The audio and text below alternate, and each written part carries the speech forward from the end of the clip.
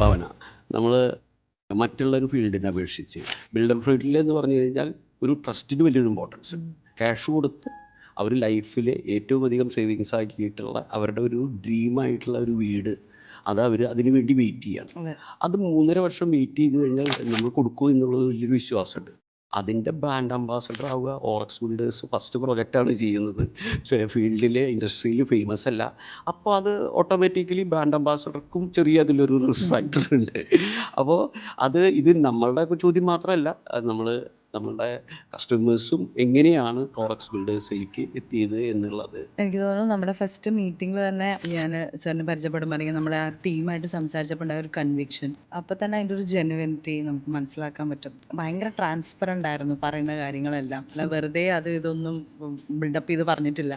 അപ്പോൾ കുറേ നമ്മൾ പ്രപ്പോസൽസ് അല്ലെങ്കിൽ കുറേ അങ്ങനത്തെ മീറ്റിംഗ് കഴിഞ്ഞ ഒരു ടീമിനെ അങ്ങനെ കാണുമ്പോൾ നമുക്ക് ശരിക്കും അതിൻ്റെ വ്യത്യാസം അറിയാൻ പറ്റും. അല്ല, ഇപ്പം ഇതൊരു ട്രാൻസ്പെറൻസിയുടെ കാലഘട്ടമാണ്. തീർച്ചയായിട്ടും ട്രാൻസ്പെറൻ്റ് ആയിട്ട് എന്ത് ഡീലും പോയില്ല എന്നുണ്ടെങ്കിൽ ഫേക്ക് ആണെങ്കിൽ വൺ ഡേ ഇറ്റ് വിൽ തീർച്ചയായിട്ടും. അപ്പോൾ എനിക്ക് തോന്നുന്നു എനിക്ക് ഏറ്റവും കൂടുതൽ അട്രാക്ട് ചെയ്തത് ഈ ഒരു ട്രാൻസ്പെറൻസി തന്നെയാണ്. കാരണം ഭയങ്കരമായ ഒരു അവകാശവാദങ്ങളോ അങ്ങനെ പ്രത്യേകിച്ച് ഒന്നും പറഞ്ഞില്ല.